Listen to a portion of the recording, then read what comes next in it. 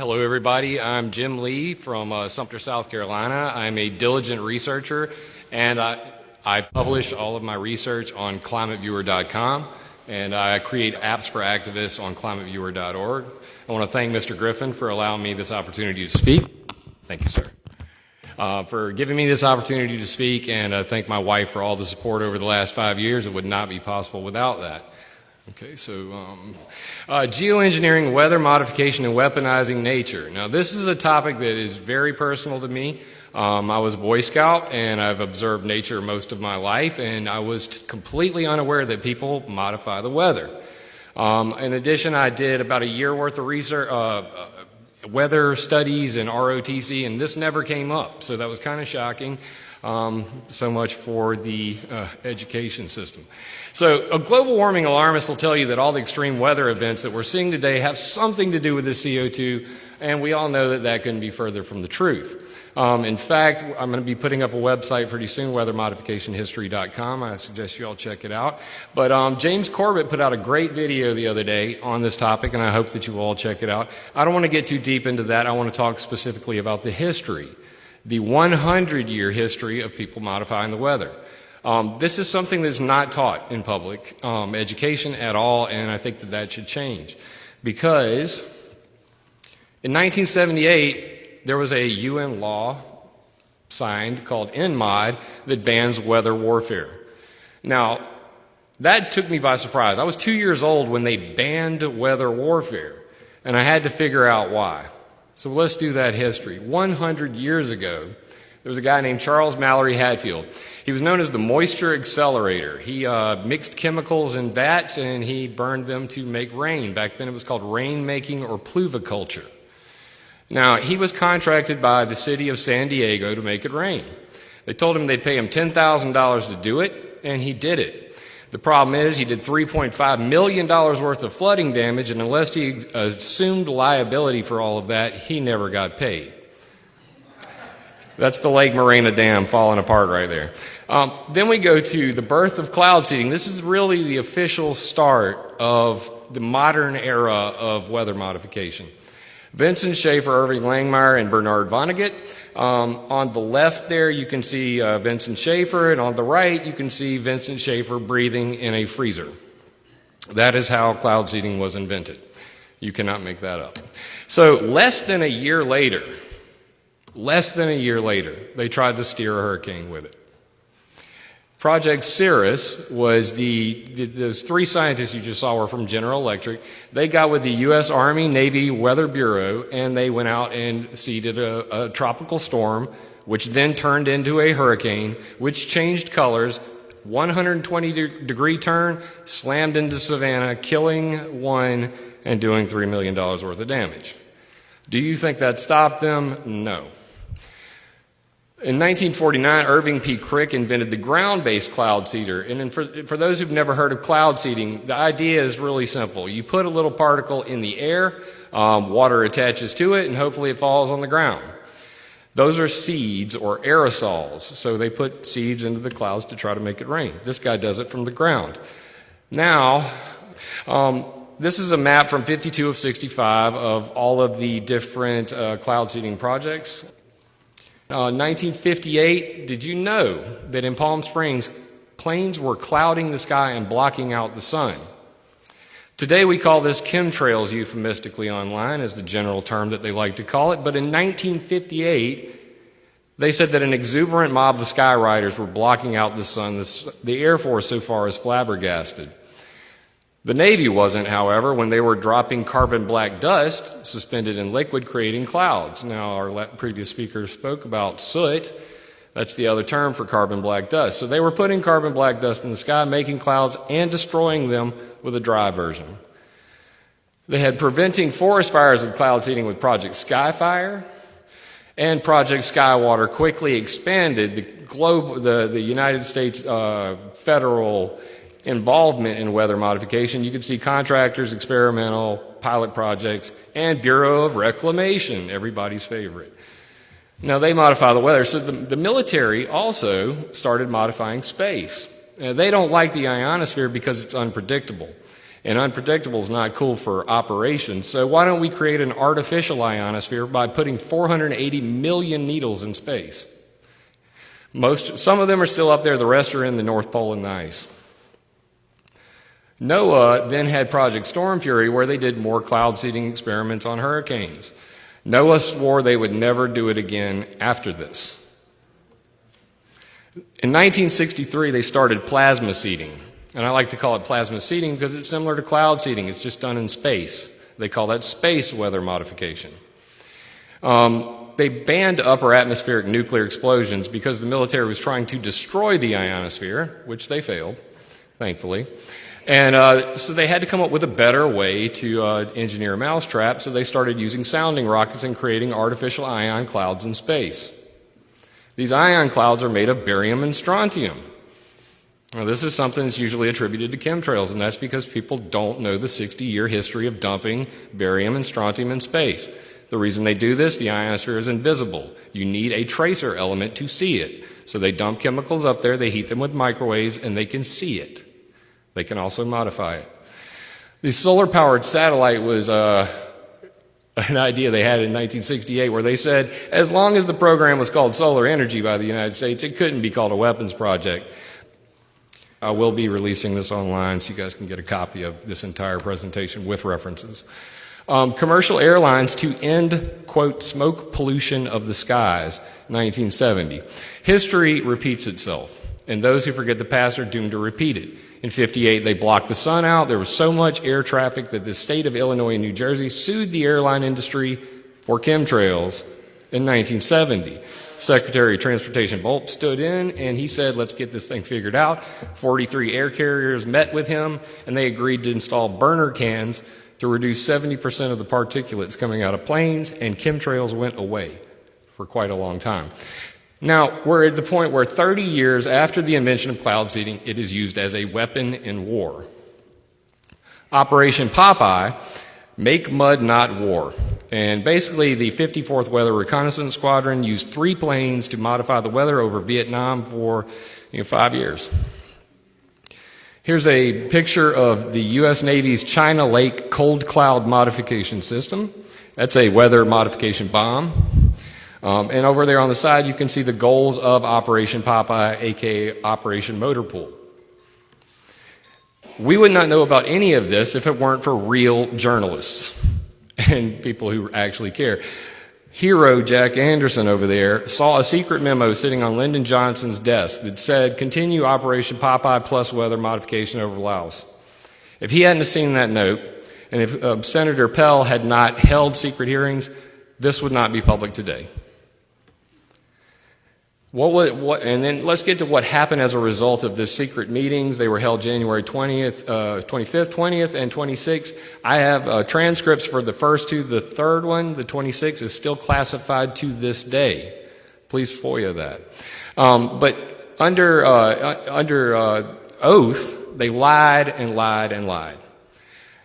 We have not, as Secretary Laird previously said, ever engaged in weather modifications in northern Vietnam. Lie, lie, lie. Regardless, 2 laws were passed to finally get some transparency in the world of weather modification. The Reporting Act of '72 and the Policy Act of 1976. These required you to fill out these 2 forms. This is your initial report, and you basically say, I want to modify the weather. On this slide right here, they actually have a little checkbox that says, what kind of material are you using? Silver iodide, urea. That's fertilizer. I didn't know you could even do that. CO2, they do dry ice cloud seeding, so they don't mind dumping CO2 to modify the weather, but that's a story for another day. So NMOD was signed in '78. That was the last step of this, and you could see who signed it there and who didn't really care. And they agreed to not use the weather for hostile purposes. So this law only applies to intent. I didn't mean to hurt anybody. And similarly, the U.S. Congress was like, wait, we're banning weather warfare? I didn't know we could modify the weather, which I'm sure a lot of you are feeling in this room right now. So the congressmen were like, I need to know what's going on. There was a 784-page document that summed up all of the activities in America up to this point. And then the next year they broke it down by hours, and you can see that the airborne operations total about 3,000 hours. But the ground-based cloud seeder that Irving P. Crick invented, well over 30,000 hours operational in 1 year. Right now in the Rocky Mountains, they are operational from October to March of every year. So NMOD has no teeth. It's just an agreement. It's a sheet of paper people signed. There's no way to detect weather warfare and no way to prove your case or enforcement. That's kind of stupid. So where are we today? We are now in what's called the blue gold rush. Fresh water has been dubbed blue gold in many publications, as potable water will be to this century what oil was to the last century. Cloud seeding is now big business. You can see right there, countries are spending millions to control the weather. Here's why. That article went viral way too fast, and they quickly renamed it to China is spending millions on modifying the weather for the Olympics, because the other article title was way too accurate. And in the bottom corner there, you can see that you can pay Oliver Travels Company 100,000, I believe that's euros, to get rid of the clouds on your wedding day. So weather modification is so common now, even travel companies are doing it. This is my app, Climate Viewer 3D. It's at climateviewer.org/3D. And you can see all of the global weather modification projects. I mapped them myself. On the sidebar there, you can see towards the bottom, those are the NOAA reports from the government. They do not publish them. I had to call NOAA to get them. So they are still using those sheets, but they all went bad in 2008, and I have not seen a copy of this report since. So apparently, in order to further this global warming extreme weather event, they're now just going to let everybody modify the weather without reporting at all for the last 5 years. Homeland Security is now doing hurricane control. You can't make this stuff up. As a result of Hurricane Katrina, they believe that it's a national security concern. So they had the hurricane workshop in Boulder, Colorado in 2008, and they talked about using soot to steer hurricanes again. Mosh Alamaro from the MIT proposed that. There's a whole bunch of different ones, but regardless, Secretary Jay Cohen made all this possible, and he said, let's modify the track speed, winds, and rains of hurricanes, and here are all of their faces. A couple geoengineering scientists who think they know how to modify the weather. Geoengineering and weather modification have really gotten twisted up. So the U.S. military is now violating NMOD. We have two FOIAs, one from the Navy, one from the Air Force. These were published on the sunshineproject.org. That website was deleted from the internet, but I'm a very nosy person. So I got these back from archive.org, and they're now published on climateviewer.com. You can see the title of that is Weather Modification Using Carbon Black. SUD. It's been mentioned several times here today. Oh, and that's the U.S. Air Force Phillips Lab. On the other side, we got the U.S. Navy, and guess what they call it? Non-lethal warfare. So now if you want to know who's modifying the weather, it's called the Joint Non-Lethal Weapons Directorate. You can FOIA that. So U.S. military, they had this thing called the Owning the Weather in 2025. Now the debunkers and the arguers online will say this was just a think piece, people hanging out at the Air Force College talking about what we should do in the future. They say right there, CVD, carbon black dust, in 2005, and it says technologies to be developed by the DoD. Now, that would be great if it was just a think piece, but Dr. Philip Barnes met with the U.S. Army and Air Force in a joint Weather Test Technology Symposium 97, where they said weather modification using carbon black. And they said that they would do it for all the same reasons they did during Operation Popeye. History is now repeating itself. Cloud ionizers. Now, nobody knows about this. As far as I know, it's the only place it's even mentioned on the internet is on my website. And I've been telling everybody about it for 3 years, so one day they'll talk about it. There's 4 different systems pictured here. Mateo Systems WeatherTech, AST Clear Sky Manager, Ionogenics ELAT System, Australian Rain Technologies, Atlant Cloud Ionizer. These are using electricity for the cloud seeds. They're putting ions into the sky. It's the same thing that your air filter does. It attracts particulates together. They condense and form rain. So in fact, this would actually remove pollution as opposed to putting toxic chemicals up there to modify the weather. I think that's pretty cool. To take it a step further, Acquiesce and Sci Blue paired up and got a permit to modify the weather in Texas. You can read the permit on my website. And they said that they were going to steer oceanic atmospheric rivers. These are also called tropospheric rivers. These are rivers in the sky. So what they realize is that they've been just generally cloud seeding on every cloud that comes by, but in reality, if there's not enough water, cloud seeding will actually shut off precipitation. If you can steer a river in the sky, you can bring all the water you want. Coincidentally, I've been talking about rivers in the sky for 3 years, and one came and visited my house October of last year. They called it the 1,000-year flood in South Carolina. I got 33 inches of rain in one day. That's a coincidence, I'm sure. So this so enraged the World Meteorological's expert team on weather modification. Yes, they have a thing called the expert team on weather modification. And they said, weather modification technologies claim to achieve such a large scale or dramatic effects do not have sound scientific basis, e.g. hail cannons and ionization methods, and should be treated with suspicion. I would add to that and say that geoengineering should be treated with suspicion. So this is where it really gets weird. Secretary of Defense William Cohen said others are engaging in even an eco-type of terrorism whereby they can alter the climate, set off earthquakes, volcanoes remotely through the use of electromagnetic waves. That's crazy. Not so crazy. Ionospheric heaters are the newest thing for modifying space. They no longer just use the sounding rockets and tiny radars. They use very focused, very high-powered microwave antennas to modify space weather. High Pass, the one in the top corner, has actually been torn down. It was the predecessor to HARP, and before that it was Seipel Station. I don't mention it here. But HARP is the big daddy today. The other three there are kind of cool, but they're second best for the moment. Now, up there in the top corner, Arecibo, you guys have probably seen that in the 007 movie, the big dome when they're having the fight on the catwalk. Well, they put some antennas down in the bottom of it now, and what they call a cast grain antenna, which is like a chain link fence, and they suspended it over top of it and have now re-engaged the ionospheric heater at Arecibo. And Suro's over in Russia, Tromso's over in Norway.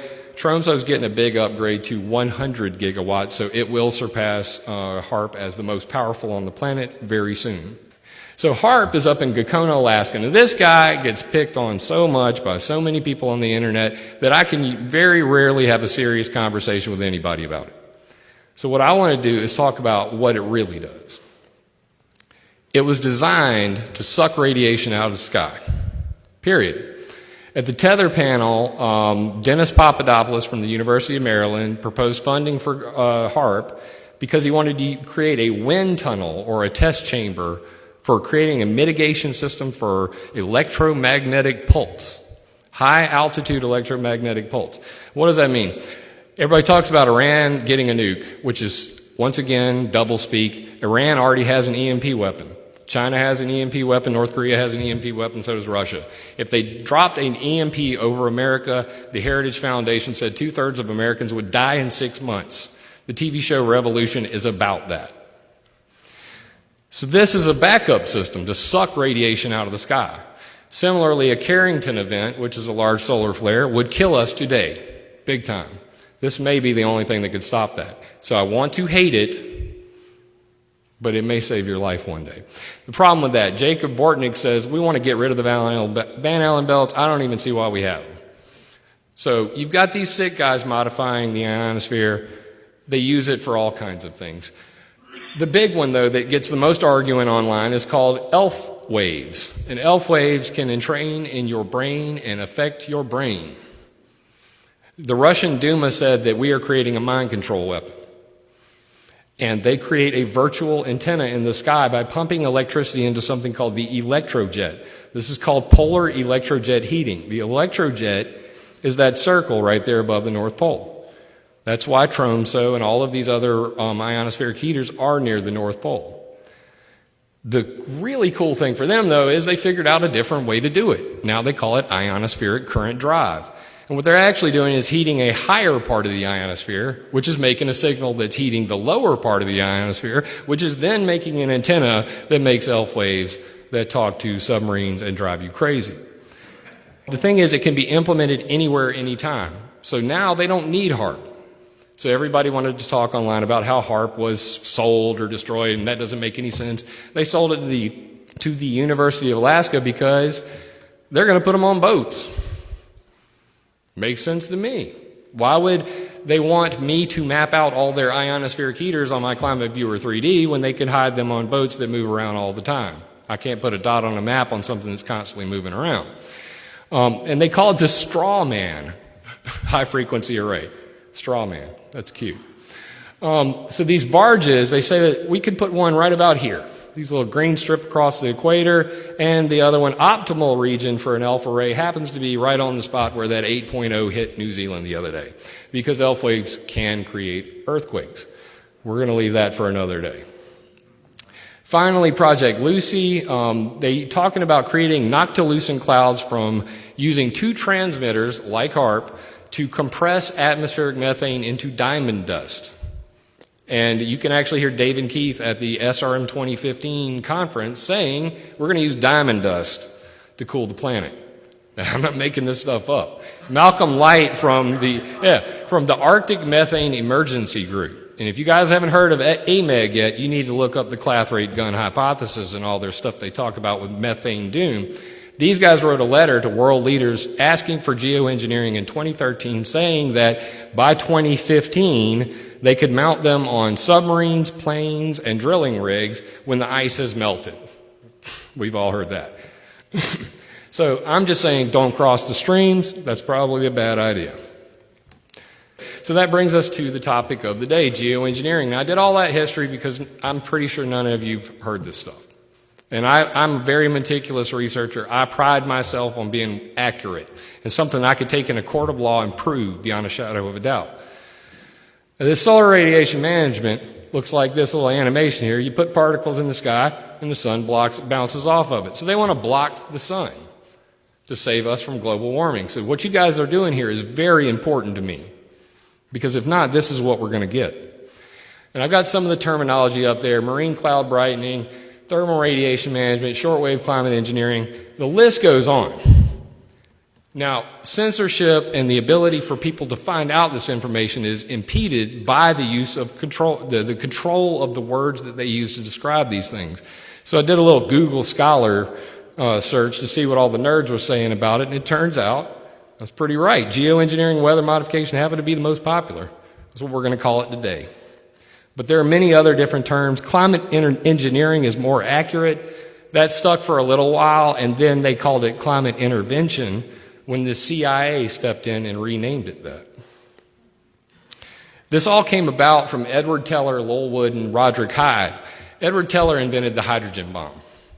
This was all designed at the Pacific Northwest National Lab. So this guy, he invented the hydrogen bomb as a weapon to never be used. It was so scary it should never be used. And I would argue that geoengineering is the same.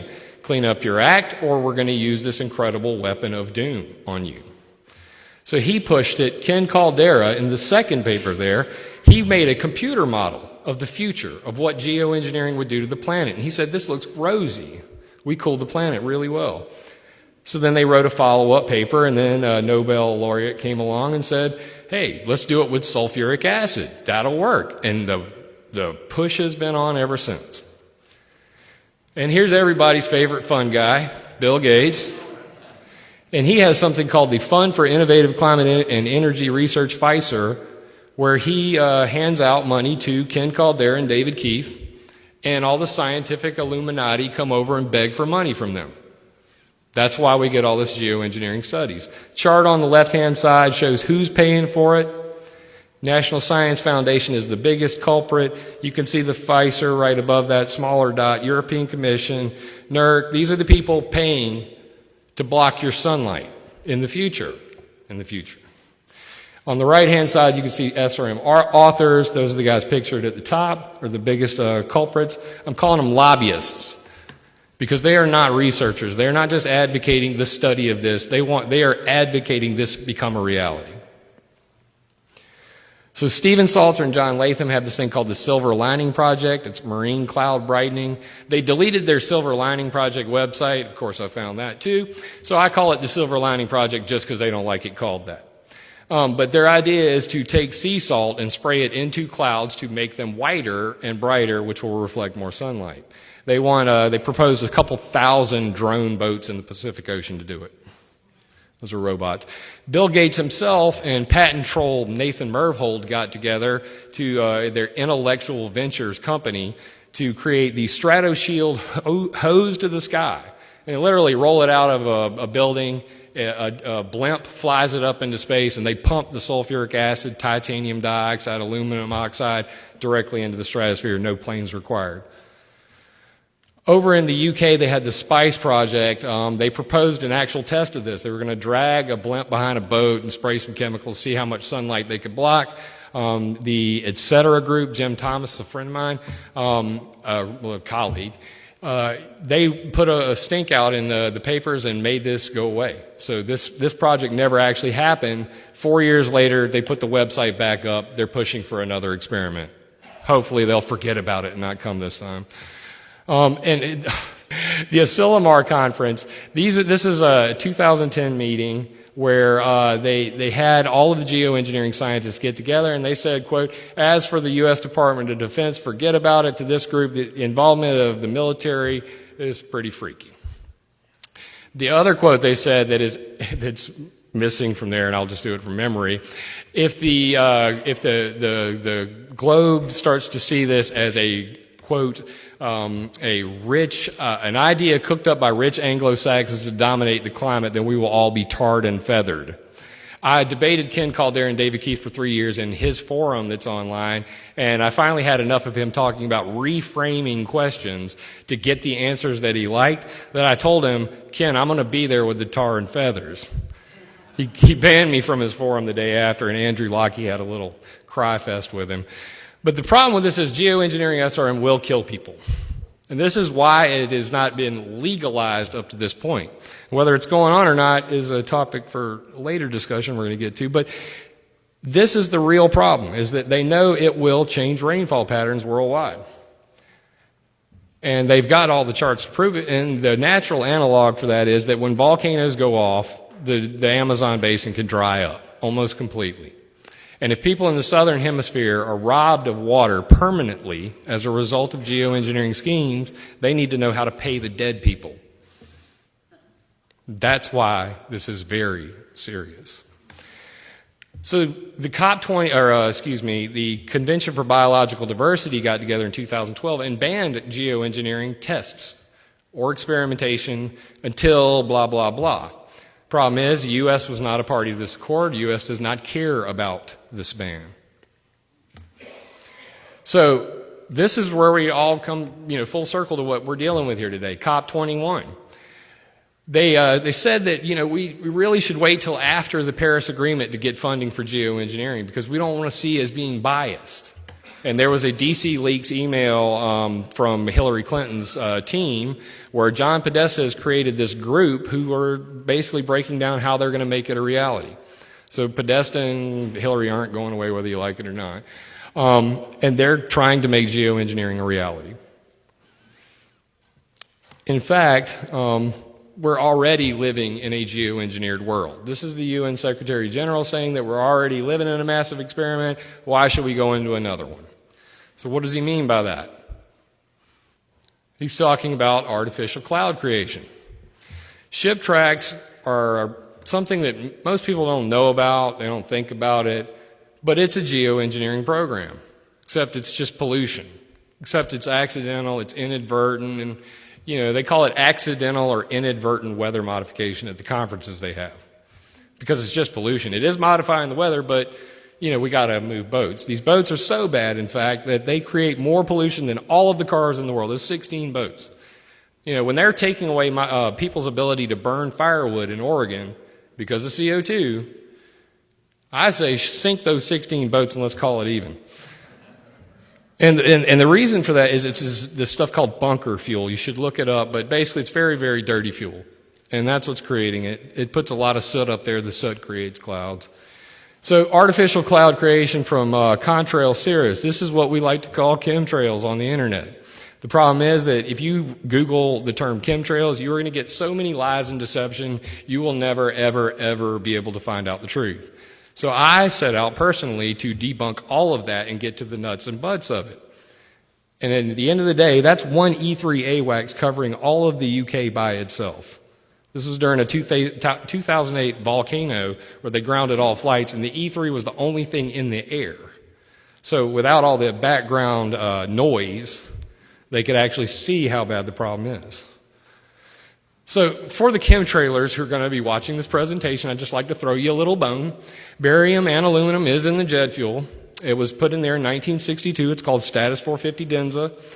It's a anti-static agent. They said that F-4 Phantoms were exploding when small arms fire were hitting their gasoline tanks. So the static was basically blowing them up. Similarly, in the commercial aviation, they would go to refuel a plane. A static would jump from the hose to the plane and blow it up. So they put barium in there. Barium's poisonous. I don't like it. But if you don't know the whole history, then you're not well educated on this. At the bottom, you can see JP8 fuel has 9,300 parts per billion of aluminum in it. No additives, it's kerosene.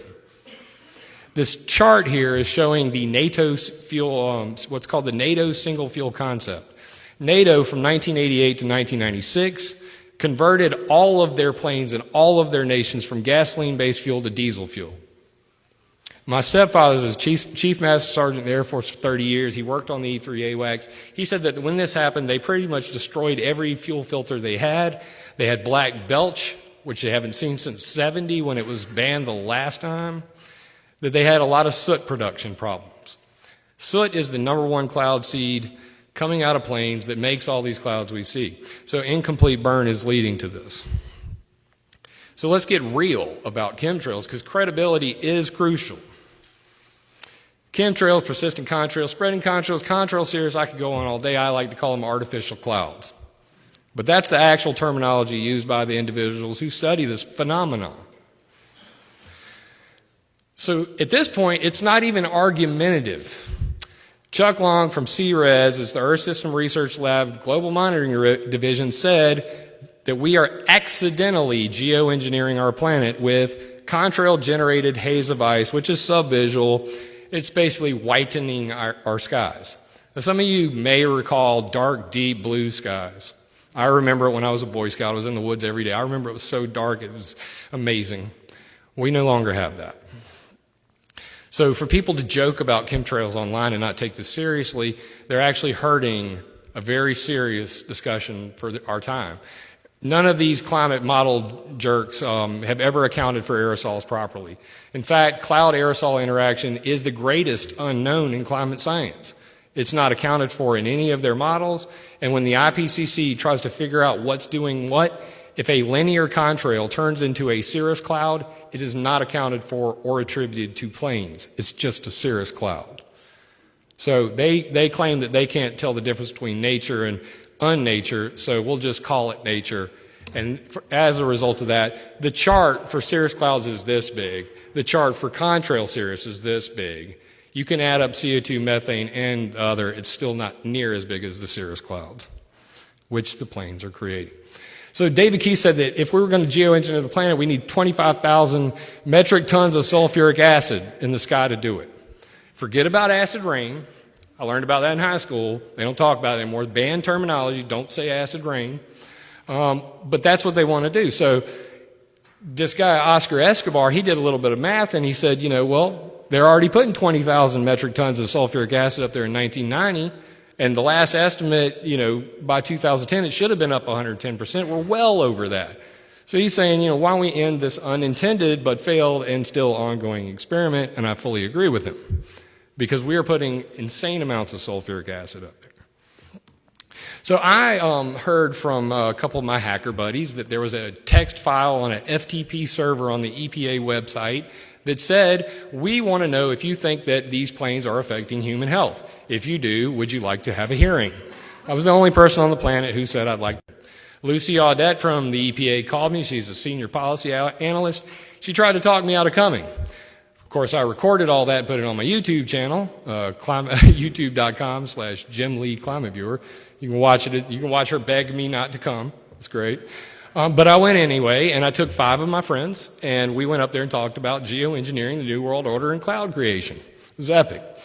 So then they decided, while the election cycle was going on, that they would limit greenhouse gases for the first time in history coming from planes.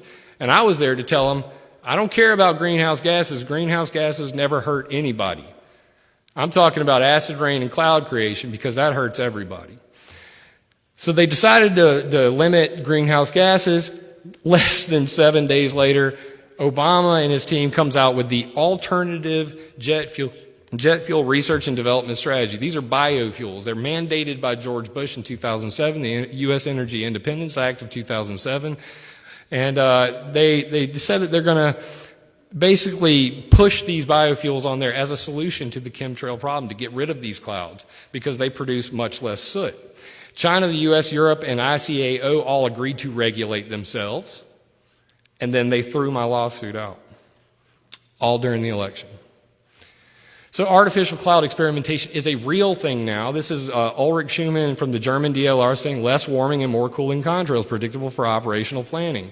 Stratospheric sulfate injections from commercial aircraft, I call it fuel sulfur content geoengineering. It is altering the sulfur content of jet fuel to get cooling clouds instead of heat trapping clouds. Ulrich Schumann also invented the contrail cirrus simulation and prediction tool, and there's the idea of spraying Pepto-Bismol from planes to melt their clouds away. It's called cirrus cloud seeding. Bismuth triiodide. You can't make this stuff up.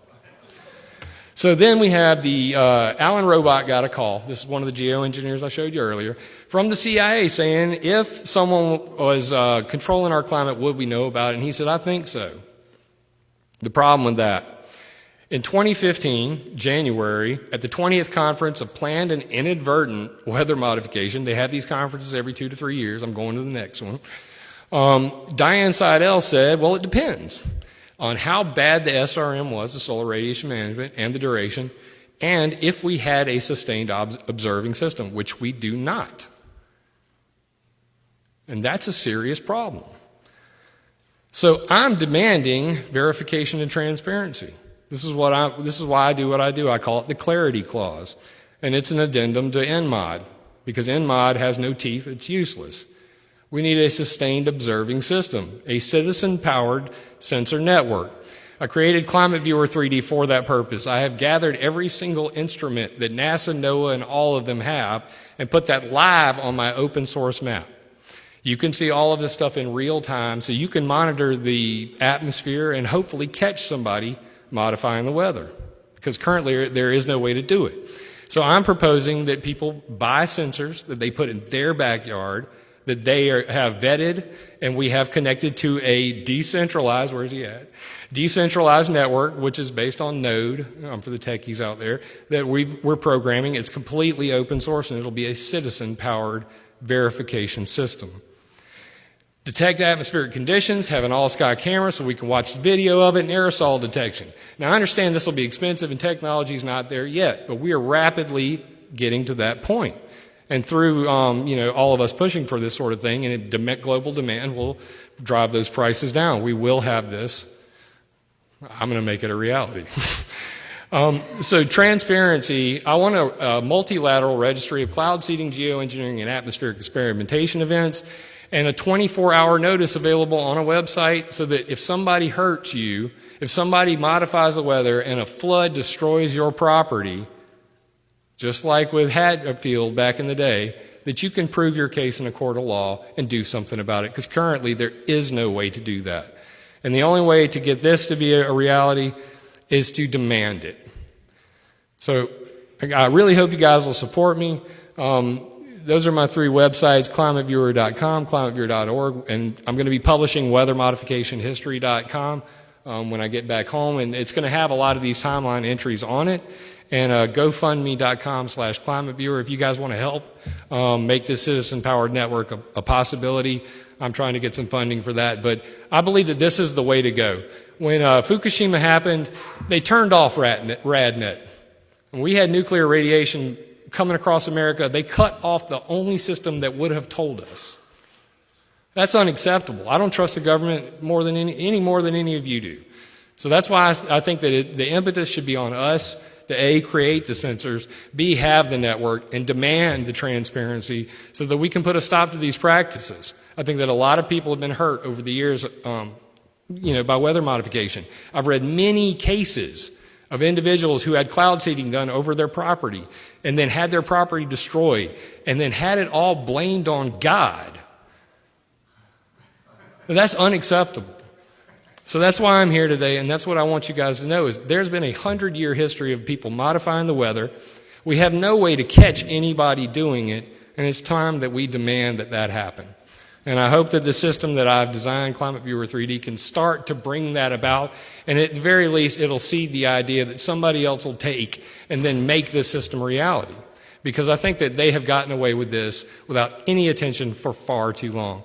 So guys, I really appreciate you letting me speak here today, and I hope that you guys will review this material. It will be available at climateviewer.com/geoengineering. I'm going to publish this presentation. It has references on every slide in the notes section. So please download it and check it out. And thank you for having me.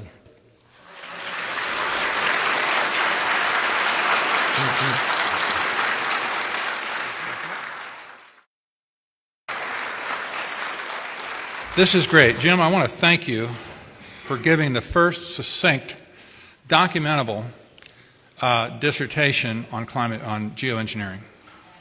We haven't had this yet, and it's about time.